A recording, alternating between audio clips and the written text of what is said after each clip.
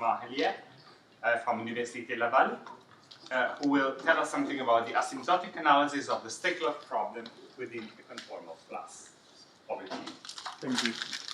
So today I'll be presenting to you my first PhD project, which consists in an asymptotic study of the Steklov problem within a conformal class. So for this setting, we're going to consider a Riemannian manifold of dimension n+1 bigger than 3. And we're going to ask to have a smooth boundary. And I'm going to study the Steklov problem on it. So the Steklov problem consists in finding scalar sigma, for which we'll have a non-zero solution to the following problem. So in this problem we ask for U to be harmonic, and we have a which is called the Steklov condition, which we ask for U to be, for the normal derivative of U to be equal to sigma times U. And so we know that these eigenvalues, they form a discrete sequence starting at 0 and going up to infinity, and they're the eigenvalues of the Dirichlet-Neumann operator. So a question we can ask ourselves, and already many people ask them, is how can we bound this first eigenvalue, or more exactly, how can we bound this eigenvalue times the volume so that it's scalar invariant? Well, for compact manifold, well, we have lots of positive results. I put two different ones in dimension 2, but we have other results in higher dimension using the isoparametric ratio. And so linked to these upper bound questions, we can try and construct some very large Steklov eigenvalues. So what I mean by very large Steklov eigenvalues are eigenvalues that are going to tend to infinity. So there's a result by Colbois, Girard, and Soufi from 2019, in which they construct a family on a Riemannian manifolds of dimension n+1 bigger than 3. They construct a family of conformal metrics with a conformal factor that's going to be equal to 1 on the boundary, and for which the eigenvalues are going to tend to infinity.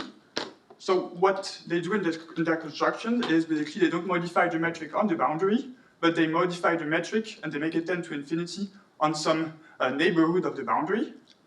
And so when I saw this paper, I asked myself what would happen and what is the exact mechanism that's behind this. So what would happen if we modify the metric in the whole interior of M? And so to study this carefully, I divided this construction in two parts. A first part where we're going to make the metric become very big in a subdomain of my manifold. And then we're going to make this subdomain bigger and bigger so that it extends, so that the metric becomes infinite on the whole manifold. So the first step, as I said, is we're going to take a subdomain of M with smooth boundary that's in the interior of M, so it doesn't touch the boundary of M. And we're going to make the metric become infinite in this subdomain. So how do we do this? We take a conformal factor h epsilon, and we so we keep the metric equal to 1 on the dark gray part over here, and we make the metric become infinite on the interior, on D. So to do so, I have to take a tubular neighborhood of the boundary called U epsilon in D, which is going to vanish when epsilon goes to 0. So this is just so that the conformal factor stay smooth.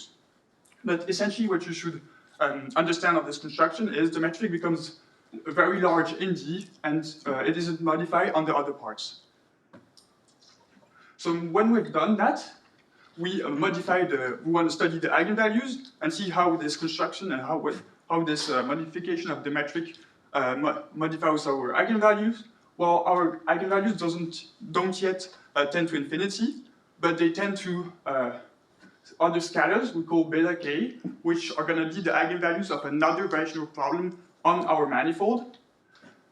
So we can say two things about this first result. The first thing is that we also have convergence of the eigenfunction from one problem to another. And the second question we can ask ourselves is to which rational problem are these eigenvalues linked? So someone that's used to those types of problems might think that it's going to be linked to some mixed condition Steklov-Neumann or Steklov directly problem, but it's not exactly the case. It's a bit more complicated in that case. So what's going to happen is the eigenvalue beta k are going to be the eigenvalues of directly to Neumann operator but for some different problem. So as this problem is called the perfect conductivity problem or high contrast problem. And has already been studied in some applied mathematics in 2 dimensions, especially for domains in R2, but more from applied math, I would say, a numerical math point of view, and not from a spectral point of view. So on this problem consists in finding a non-zero solution to the following problem. So we still ask for you to be harmonic on m minus g, as we didn't modify the metric on it. And on the other part, well, as we ask for the metric to become infinite on d, there's a new condition that appears. The u needs to be constant on the boundary of d, and we still have a Steklov conditions on the other part. So this problem is a bit strange, as I think some of you might think that the constants which we have on the boundary should be 0. Well, in fact, it's not always the case. There's going to be some kind of optimal constant for given boundary condition. There's going to be an optimal constant in terms of minimizing the energy. And this minimal constant is, in very symmetric cases, going to be 0, but in non-symmetric cases, like let's take an annulus with a non-center circle in it or something like that, it's not going to be 0. And so we also have an operator, and thus we have eigenvalues. This operator is, of course, self-adjoint, linear, and we have some eigenvalues who also start at 0 and then going to tend to infinity. So as I said, my first eigenvalues, they tend to this new eigenvalues, and now I'm going to try and modify d so that these new eigenvalues are going to tend to infinity. So how am I going to do that? So now I'm going to make d bigger and bigger. And so how do I do that? I take domain d delta, which is now obtained by removing of f a tubular neighborhood of the boundary, which is here in gray on my picture. And I'm going to make d delta tend uniformly to m when delta goes to 0. And I'm going to study the following problem, which is the previous problem, but everything is going to depend on delta. So the eigenvalues, but the optimal constant that's going to be here too. And I'm going to study this problem in 2 different ways. So my goal is to show that the eigenvalues tend to infinity, but to better understand how they tend to infinity. And so this results in 2 different results.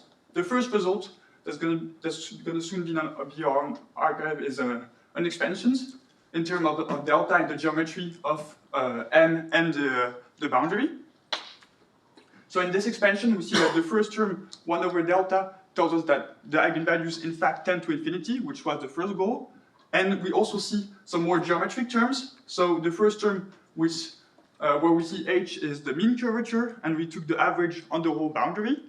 And then we have the eigenvalues of the case eigenvalue of the Laplacian on the boundary that appears. That's very nice, but it once again shows a strong link between the Steklov eigenvalues and the eigenvalues of the Laplacian on the boundary. And finally, the last term, that's a sum of different geometric quantities. So now that we have this expansion, we want to have something a bit better, well, a bit stronger. That's going to be an upper and lower bound for the eigenvalues in terms of the geometry and delta of the tubular neighborhood. And to do so, I'm using some comparison geometry.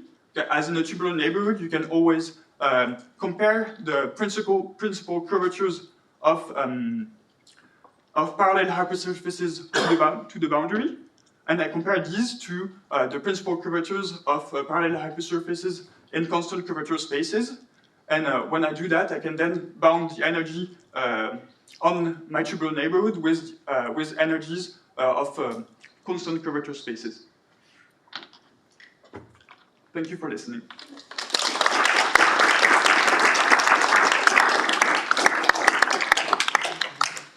Thank you so much, Thomas. Any questions?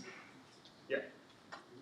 Does this flow up allow you to look at eigenfunctions in does this allow you to look at eigenfunctions and not only the spectrum?